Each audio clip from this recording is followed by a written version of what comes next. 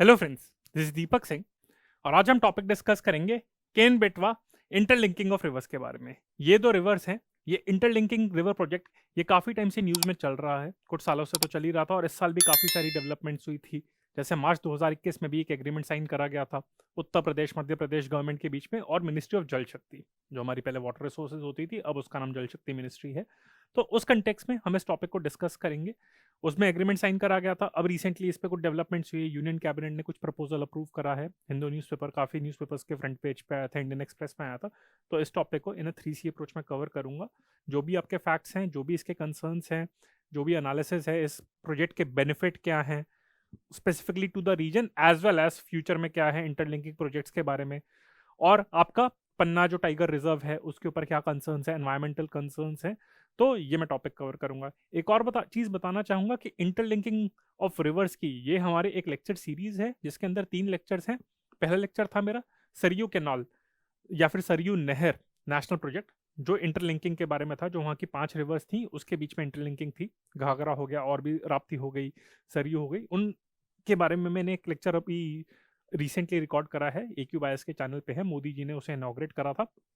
ये दूसरा लेक्चर है उस सीरीज में, कैन बेटवा इंटरलिंकिंग ऑफ रिवर्स, और तीसरा है जिसके अंदर मैं आपको इंटरलिंकिंग ऑफ रिवर्स की जो भी कहानी है आज तक, स्टार्टिंग से 1970s 80s से लेकर और अब तक जो डेवलपमेंट्स हुई हैं, पास्ट में क्या रहा है और उसका डिबेट है, वो मैं एक लेक्चर कवर करूंगा। तो friends, let's start the lecture. जैसे मैं आपको बताता हूँ 3C approach, contemporary, concise and आपका कॉम्प्रिहेंसिव। तो कंटेम्प्रेरी एस्पेक्ट उसमें ये क्या न्यूज़ थी कि अभी रिसेंटली लास्ट हफ्ते ही यूनियन कैबिनेट ने, दिसंबर 2021 में ही यूनियन कैबिनेट ने एक प्रपोजल अप्रूव करा for the funding and implementation of Ken Betwa interlinking of reverse project. अब हम इसके बारे में क्या करते हैं, पहले तो आप पूछेंगे केन क्या है, बेटवा क्या है, इन रिवर्स के बारे में। अगर आप मैप देखेंगे तो ये आपका केन रिवर है, ठीक है। ये आपका है, आपका मध्य प्रदेश रीजन हो गया, ये आपका उत्तर प्रदेश हो गया, येलो में आ गया आपका। ये आपका केन रिवर है यहाँ पे, यहाँ से आपका पन्ना टाइगर रिजर्व है, ठीक है। यहाँ पे एक डैम क्रिएट करा जाएगा, सॉरी ये आइडियली वैसे ब्लू होना चाहिए था हमारा। तो यहाँ पे एक डैम क्रिएट करा जाएगा पन्ना टाइगर रिजर्व के आसपास ही यहाँ पे, ठीक है। ये केन रिवर है, यहाँ से स्टार्ट होगा और ये बेटवा रीजन है आपका। तो ये जो आपका रेड है पूरा, ये मुझे खुद समझ नहीं आता, इन्होंने वैसे रेड की जगह आइडियली ब्लू करना चाहिए था, पर चलो ये हाईलाइट करने के लिए इन्होंने करा है। तो इन दोनों को कनेक्ट करेगा। तो आप देख सकते हैं यहाँ पे केन रिवर है और ये यमुना रिवर है। यमुना हो गई, केन हो गई और आपकी बेटवा हो गई। तो ये दोनों जो रिवर्स हैं, दीज आर ट्रिब्यूटरीज ऑफ आपका यमुना रिवर। तो अब इनके बारे में एक बार पढ़ लेते हैं, क्योंकि हो सकता है कि इंटरलिंकिंग के बारे में ना पूछें, रिवर्स के बारे में पूछ सकते हैं, ठीक है। तो Ken and Betwa both are the tributaries of Yamuna river, ये हमारा हो गया एक। तो and it is one of the major rivers. Ken river की बात में करें तो बुंदेलखंड रीजन के, ठीक है। बुंदेलखंड रीजन आपका क्या है, जो रीजन है वो आपका उत्तर प्रदेश और मध्य प्रदेश उस पर अराउंड स्प्रेड करता है, ठीक है। And it flows through the states of Madhya Pradesh and Uttar Pradesh, जैसे मैंने आपको मैप में दिखाया था। The river begins near Ahirgawan village in Jabalpur district of Madhya Pradesh and joins the Yamuna river near the Chila village in Uttar Pradesh, ठीक है। तो आपका मध्य प्रदेश में स्टार्ट होता है और उत्तर प्रदेश में जाके यमुना रिवर के साथ मर्ज होती है। कहाँ पे शुरू होती है, Ahirgawan village in Jabalpur, Jabalpur district MP की, वहां से। और कहाँ पे खत्म होती है रिवर यमुना को, कहाँ मिलती है, चिला village in Uttar Pradesh. 427 kilometre इसकी लेंथ है केन रिवर के बारे में। अब हम बात करते हैं बेटवा रिवर के बारे में, जहां से केन रिवर से फ्लो करके, मतलब इंटरलिंकिंग का जो कैनाल है जहां पे खत्म होगा। तो Betwa river rises in Vindhya range just north of Hoshangabad in Madhya Pradesh and flows north east through Madhya Pradesh and Orchha to Uttar Pradesh. तो ये भी मध्य प्रदेश, दोनों रिवर्स हैं आपकी, मध्य प्रदेश से स्टार्ट होती है और यमुना रिवर से जाके उत्तर प्रदेश में ये मिलती हैं, ठीक है। तो ये विंध्या रेंज में स्टार्ट होती है नियर होशंगाबाद, वो जबलपुर में स्टार्ट हुई थी। ये पूछ सकते हैं यहाँ पे कंपैरिजन में, कुछ एक तरीके से क्वेश्चन पूछ सकते हैं कंफ्यूजन के लिए, कि दोनों का कंपैरिजन के कंटेक्स्ट में प्रीलिम्स के लिए एक अच्छा क्वेश्चन बन सकता है। ये बहुत टाइम से प्रोजेक्ट न्यूज में है, तो प्लीज इसको ध्यान से इसको पढ़िएगा फिर, ठीक है। मध्य प्रदेश एंड ओरछा से पास करते करते ओरछा रीजन भी आपका काफी न्यूज में है, and then it finally meets Yamuna and Uttar Pradesh, and the river is 590 kilometre long. Length इस वजह से मैंने आपको बताई जस्ट टू शो दैट कि केन रिवर की लेंथ बेटवा रिवर से छोटी है, ठीक है। और ये जो इसका जो कोर्स है, the river flows through Vindhya range में तो वैसे स्टार्ट होती है, पर जो आपका मालवा प्लेट्यू है, सो आधी से ज्यादा river passes through the Malwa plateau which is not navigable. ये आपका है। तो फ्रेंड्स ये आप एक बार मैप देख लीजिएगा, ये बहुत इंपॉर्टेंट है आपका। ठीक है, अब हम बात करते हैं प्रोजेक्ट के बारे में। अब ये केन बेटवा, केन से आपका बेटवा की तरफ जा रहा है या फिर बेटवा से केन की तरफ जा रहा है, उसमें अगर बात करें तो project involves transfer of surplus water from the Ken river in Madhya Pradesh to the Betwa river in Uttar Pradesh. ये आपका है। तो बेटवा रिवर में जो लिंक है वहां पे आपका उत्तर प्रदेश में जाके आपका लिंक होगा।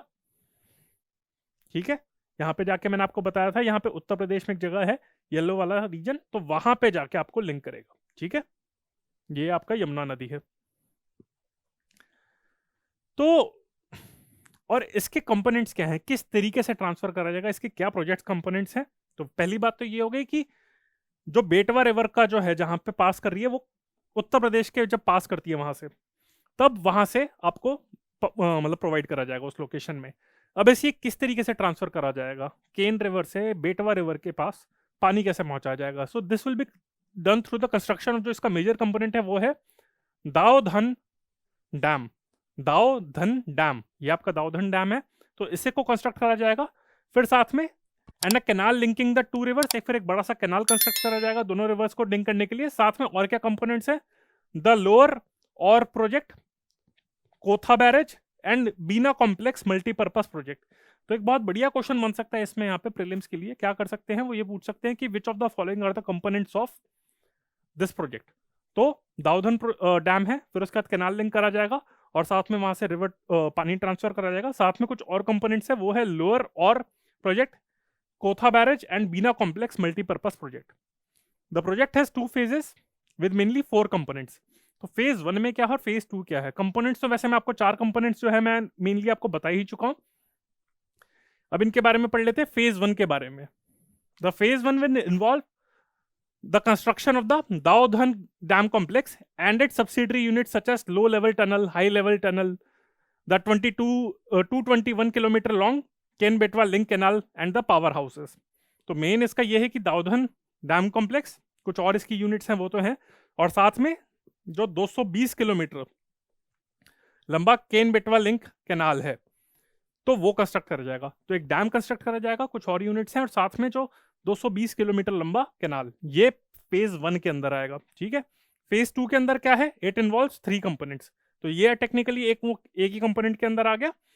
इसके अंदर क्या क्या कंपोनेंट्स है, लोअर और डैम, ये हो गया दूसरा। तीसरा हो गया आपका बीना कॉम्प्लेक्स प्रोजेक्ट, और चौथा हो गया आपका कोथा बैरेज। तो ये 3 और इसके कंपोनेंट्स है फेज 1 में। तो ये भी क्वेश्चन पूछ सकते हैं कि फेज 1 के अंदर क्या हो रहा है, फेज 2 के हो रहा है। हो सकता है फेज 1 में ये पूछते हैं कि यहाँ पे आ रहा है फेज 1 के अंदर, और ये फेज 2 के अंदर आ रहा है। तो ये इसके फेजेस हैं। अब हम इसकी टाइमलाइन के बारे में बात करें, वैसे तो प्रोजेक्ट बहुत टाइम से न्यूज में चल रहा है, but because of environmental concerns कुछ ना कुछ करके डिले होता जा रहा था। तो अभी लेकिन मार्च 2021 में ही क्या हुआ था, एक एग्रीमेंट साइन करा गया था union minister of Jal Shakti and chief minister of Madhya Pradesh and Uttar Pradesh की इन्वॉल्वमेंट के साथ, to implement the first major centrally driven river interlinking project in the country. पहले भी इंटरलिंकिंग प्रोजेक्ट आपके बने हैं, इंप्लीमेंट हुए स्मॉल स्केल पे, पर नेशनल लेवल पे सेंट्रल लेवल के बैकिंग के साथ ये एक सबसे बड़ा पहला प्रोजेक्ट है। और तब एग्रीमेंट साइन करा गया था, अब यूनियन कैबिनेट ने अप्रूव करा है दिसंबर 2021 में। तो आशा करी जाती है, ऑब्जेक्टिव ये है कि इसको 8 साल के अंदर कंप्लीट कर दिया जाए, यानी कि 2019 के एंड तक आपका टारगेट है कि इसको कंप्लीट कर दिया जाए। तो ये इसका अभी प्रेजेंट स्टेटस है अगले 8 साल में इंप्लीमेंट करने में। ठीक है, फेजेस की बात कर दी, टाइमलाइन की बात कर दी। अब हम बात करते हैं कि कौन सी एजेंसी इसे इंप्लीमेंट करेगी, विच एजेंसी। तो ये डिसाइड करा गया है कि अ स्पेशल पर्पस व्हीकल, एक organisation by the name of Ken Betwa link project authority. Special purpose मतलब इसका सिर्फ पर्पस ये होगा इस प्रोजेक्ट को इंप्लीमेंट करना, उसे स्पेशल पर्पस कहा जाता है। तो specifically for executing this project Ken Betwa link project authority will be set up to implement the project. और इनफैक्ट ओवरऑल क्या प्रोसेस रहेगा, side by side government of India ने क्या करा है, they have started the process of creation of National Interlinking of Rivers Authority, NIRA, National Interlinking of Rivers Authority। ठीक है, इसको सेटअप करने के लिए भी एक इन्होंने प्रोसेस स्टार्ट कर दिया गया है, which will be an independent autonomous body for planning, investigation, financing and implementation of the interlinking of river projects in the country. ठीक है, this will have powers to set up SPV for individual link projects. तो parallelly ये तो है, लेकिन future में जब और इंटरलिंकिंग प्रोजेक्ट्स भी होंगे तो साइड बाय साइड उसको भी फास्टली एग्जीक्यूट करने के लिए national interlinking of reverse authority भी इन्होंने उसने प्रोसेस स्टार्ट कर दिया है गवर्नमेंट ऑफ इंडिया ने, जो एक इंडिपेंडेंट ऑटोनोमस बॉडी होगी इंटरलिंकिंग प्रोजेक्ट्स को एग्जीक्यूट करने के लिए। और इस बॉडी के पास अथॉरिटी होगी कि Ken Betwa link power authority, project authority जैसी बॉडीज जैसे एसपीवीज हैं उनको सेटअप करने की। Okay, so NIRA will have the authority to set up SPVs like this, Ken Betwa link project authority, for executing the individual projects. अब इसकी कॉस्ट के बारे में बात कर लेते हैं। तो इसकी टोटल कॉस्ट होगी इस प्रोजेक्ट की एट द 2020-21 प्राइस लेवल के हिसाब से अगर देखा जाए तो 44,000 करोड़, जिसमें से यूनियन कैबिनेट, मैंने आपको बताया था उसकी कॉस्ट और इंप्लीमेंटेशन एस्पेक्ट अप्रूव करा है। तो यूनियन कैबिनेट ने अभी दिसंबर 2021 में क्या अप्रूव करा है? तो union cabinet has approved central support of 39,000 crore. मतलब अराउंड देखा जाता है तो सिर्फ उसमें से मेजर आपका 44,000 में से 39,000 करोड़ सेंटर ने अप्रूव करा एज अ सेंट्रल सपोर्ट, इतना ज्यादा, ठीक है। And which covers the grant of 36,000 crore and a loan of 3,000 crore. तो अगर हम इसकी मैथ्स देखें आपका, तो 44,000 करोड़ इसकी टोटल कॉस्ट है, जिसमें से 39,000 आपका सेंट्रल सपोर्ट है, इसमें से भी आपका 36 तो ग्रांट है और सिर्फ 3,000 आपका लोन है। तो ऑलमोस्ट आप देख सकते हैं कितना बड़ा सेंट्रली स्पॉन्सर्ड आपका प्रोजेक्ट है ये है। तो ये आपका हो गया बचा हुआ 5,000। तो फ्रेंड्स ये इसकी प्रोजेक्ट की मैथ्स है, ठीक है। अब हम इसके बेनिफिट देख लेते हैं। पहली बात तो ये आपको पता ही होगा कि जो बुंदेलखंड रीजन है, जहाँ पे चंबल रीजन भी है, तो ये बहुत ही ज्यादा आपका एक अंडर डेवलप्ड एरिया है, ठीक है। क्योंकि इसमें सबसे ज्यादा इशू तो ये कि it's a water soft region, पानी है नहीं, पानी नहीं होता तो इरिगेशन फैसिलिटीज नहीं होती, एग्रीकल्चर में प्रॉब्लम होती है, तो इसके चक्कर में काफी ज्यादा वहाँ पे अनएम्प्लॉयमेंट रहती है। तो यही माना जा रहा है कि जैसे इस प्रोजेक्ट को कंस्ट्रक्ट करेंगे, पहली बात तो प्रोजेक्ट इंप्लीमेंट करने के लिए ही एम्प्लॉयमेंट जनरेशन होगी, साथ में ओवरऑल जब पानी रहेगा, क्योंकि सारी जो सिविलाइजेशन होती हैं, अब अगर आप एंशिएंट लेवल पे भी देखें तो आपकी इंडस रिवर सिविलाइजेशन होगी, मेसोपोटामिया रिवर सिविलाइजेशन होगी, तो सारी जो भी आपकी है नाइल सिविलाइजेशन होगी, तो वो पानी के पास ही आपकी। ब्रिटिश ने भी कैप्चर करी तो कोस्टल सिटीज को पहले कैप्चर करा था, वो उनका सेंटर बना था। कोलकाता हो गया, बॉम्बे हो गया, मद्रास हो गया उस टाइम पे, मतलब कैलकाटा हो गया, तो ये सब रीजन से तो पानी की रिक्वायरमेंट तो होती है। तो इसी वजह से अगर पानी आएगा तो डेवलपमेंट होगी, ठीक है। और it will also arrest the distress migration. Distress migration होता है कि लोगों के पास ऑप्शन ही नहीं रहती, कि उन्हें लगता है या तो मरेंगे या तो माइग्रेट कर जाओ, तो अपॉर्चुनिटीज बढ़ेगी तो माइग्रेशन भी रहेगा। तो रूरल टू अर्बन माइग्रेशन या फिर रूरल टू रूरल माइग्रेशन जो भी है वो आपकी कम होगी, ठीक है। तो अर्बन सिटीज पे आपका कम इसका इंपैक्ट आएगा। और स्पेसिफिकली देखा जाए तो कौन कौन से एरियाज को आप इसका बेनिफिट करेंगे, अगर हम देखें तो ये आप देख सकते हैं इस टाइम पे ललितपुर, टीकमगढ़, आपका छतरपुर, महोबा, झांसी, ये सब एरियाज हैं, इनका बेनिफिट होगा आपका, ठीक है। So it will benefit what all districts? Panna, Tikamgarh, Chhatarpur, Sagar, Damoh, Datia, Vidisha, Shivpuri and Raisen of Madhya Pradesh, and Banda, Mahoba, Jhansi and Lalitpur of Uttar Pradesh. मुझे हमेशा लगा करता था कि जैसे झांसी आपका मध्य प्रदेश के अंदर आता है, but it's a part of Uttar Pradesh. तो ये सारी जो डिस्ट्रिक्ट्स हैं इनको बेनिफिट मिलेगा, ठीक है। It will provide an annual irrigation of 10 lakh hectare drinking water supply to a population of about 62 lakhs and also generate hydroelectric power of 103 megawatt and 27 megawatt solar power. साथ में solar power भी generate करे जाएगी, वहां पे solar panel भी करे जाएंगे। तो ये इसके सारे बेनिफिट्स हैं। तो बेनिफिट्स मैंने आपको बता दिए क्या है, और साथ में ये तो इस प्रोजेक्ट के स्पेसिफिक बेनिफिट्स हैं कि इसके डिस्ट्रेस माइग्रेशन पे, एग्रीकल्चर पे, कितनी इलेक्ट्रिसिटी, कितनी हाइड्रो पावर, ये सब इसके जनरेट करे जाएंगे। साथ में देखा जाए तो एक होता है ना कि इनॉग्रेशन करना, एक तरीके से इंटरलिंकिंग प्रोजेक्ट्स है, जैसे आपका national perspective plan for interlinking of reverse है, तो कहा जा रहा है कि ये पहला प्रोजेक्ट है जो इस प्रोजेक्ट के अंदर, इस प्लान के अंदर इंप्लीमेंट करा जाएगा। पहले भी इंटरलिंकिंग ऑफ रिवर्स हुई पड़ी है, बट वो स्मॉल स्केल पे हुई है। ये एक तरीके से सबसे बड़ा मेजर है जिसमें सेंटर का बहुत ज्यादा इसका से है, जैसे मैंने आपको कॉस्ट पॉइंट ऑफ व्यू से भी बताया था। अगर ये प्रोजेक्ट सक्सेसफुल रहा, टाइमली कंप्लीशन हुआ, सो इट विल ऑल्सो, एक होता है ना कि पहला स्टेप वाली बात होती है, बाद में वो सब फॉलो करते हैं, तो बाकी सारी स्टेट्स भी इसे फॉलो अप करेंगी, ठीक है।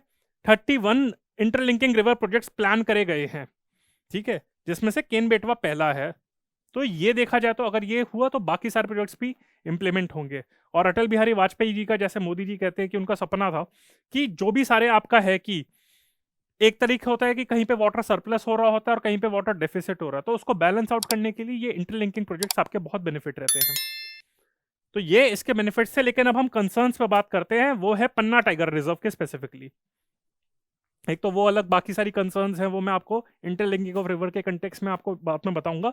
तो पन्ना टाइगर रिजर्व के कंटेक्स में आप देख सकते हैं कि मैप में कहाँ पे है, ये मध्य प्रदेश के अंदर आता है, पहली बात तो ये। अब इसके कंटेक्स में क्या है, मैंने आपको बताया था कि दाऊधन डैम है जो उसका रिजर्वायर है, which will be built on the can river. ठीक है, कैन रिवर है, इसमें ये भी क्वेश्चन पूछ सकते हैं कैन पे कंस्ट्रक्ट करा जा रहा है, बेटवा रिवर पे कंस्ट्रक्ट करा जा रहा है। तो कैन से ट्रांसफर कर रहे हैं तो यानी कि कैन रिवर पे कंस्ट्रक्ट करा जाएगा। तो construction of this dam will involve a submergence of 9,000 hectare area, out of which 5,800 hectare comes under Panna tiger reserve. तो पन्ना टाइगर रिजर्व है तो उस पर काफी ज्यादा बेनिफिट होगा। जो आपका टाइगर रिजर्व है, टाइगर स्पीशीज है, जो वल्चर्स हैं, अगर हम उसके बारे में बात करें तो बहुत ज्यादा उसके हार्म रहेंगे। उसको मिटिगेट करने के लिए अगर हम बात करें तो NTCA, national tiger conservation authority है, उसको मिटिगेट करने के लिए एक कॉम्प्रिहेंसिव लैंडस्केप, ये गवर्नमेंट का रिप्लाई है, a comprehensive landscape management plan is being finalised by wild life institute of India Dehradun. ठीक है, तो गवर्नमेंट का ये है कि अगर इस टाइगर रिजर्व पे कुछ इशू होगा तो उसके लिए एक लैंडस्केप मैनेजमेंट प्लान बना रही है, जो wild life institute of Dehradun आपका बना रही है। In addition to the above 3 wild life sanctuaries, that is Nauradehi, Rani Durgavati of MP and Ranipur wild life sanctuary of Uttar Pradesh. ये प्रीलिम्स के लिए बहुत इंपॉर्टेंट है कि ये वाइल्ड लाइफ सेंचुरीज कहां पे लोकेटेड है, Nauradehi and Rani Durgavati of Madhya Pradesh and Ranipur of Uttar Pradesh. ये भी पन्ना टाइगर रिजर्व के साथ इंटीग्रेट करने का प्लान है टू इंश्योर कि पूरा उनका जो भी अगर एरिया लॉस हुआ है तो टाइगर्स को एक माइग्रेशन के लिए एक टाइगर रूट्स, जो टाइगर कॉरिडोर्स होते हैं, वो स्टैब्लिश करे जाएंगे। ये मैंने बताया मध्य प्रदेश में तो है, 50 से ऊपर इसके टाइगर है। और इनफैक्ट व्हाइट रम्प्ड वल्चर जो है, which is an very highly endangered vulture species जो है, व्हाइट रम्प्ड वल्चर, वल्चर्स के बारे में जब हम डिस्कस करेंगे तब बताऊंगा उसमें कि कौन कौन से स्पीशीज क्रिटिकली इंडेंजर्ड है, कितने हैं। तो अगर इस टाइगर रिजर्व को कुछ हुआ तो टाइगर पे तो इंपैक्ट आएगी, टाइगर पॉपुलेशन पे, साथ में इन बाकी सारे स्पीशीज जैसे वल्चर के स्पीशीज हो गए उन पे भी इंपैक्ट होगा, साथ में बहुत सारे ट्रीज तो करे जाएंगे। तो ऑलरेडी इस एरिया में वैसी पानी कम है, ट्रीज कम होंगे तो वैसे वहां पे वाटरफॉल के ऊपर भी इशू आएगा, पूरा वहां पे इंपैक्ट होगा। तो इसी चक्कर में ये कहा जा रहा है कि कुछ कंसर्न्स है, पर गवर्नमेंट कहती है कि again for addressing these concerns we have ensured that की लैंडस्केप मैनेजमेंट प्लान है जो wild life institute of India आपका देहरादून है वो इसे इंप्लीमेंट करेगा। तो फ्रेंड्स, ये मेरा लेक्चर था केन बेटवा इंटरलिंकिंग ऑफ रिवर्स का। सरयू इंटरलिंकिंग ऑफ रिवर्स में कवर कर चुका हूँ, और एक इंटरलिंकिंग ऑफ रिवर्स के ऊपर कॉम्प्रिहेंसिव लेक्चर्स जो एनालिसिस पार्ट पे ज्यादा फोकस करेगा और क्या डेवलपमेंट हुई है, वो मेरा 3rd लेक्चर होगा इस सीरीज में, वो भी मैं जल्दी अपलोड करूंगा। आई होप आपको ये लेक्चर अच्छा लगा हो। अगर अच्छा लगा है then do like it, share it and subscribe to the channel of AQ Bias। These are all social media platforms, Facebook, Instagram, Telegram, YouTube. ये हमारा कॉन्टैक्ट नंबर है 9319057600। So if you have any doubt, then please feel free to connect with us. So friends, this is Deepak Singh on behalf of AQ Bias. Bye. Thank you.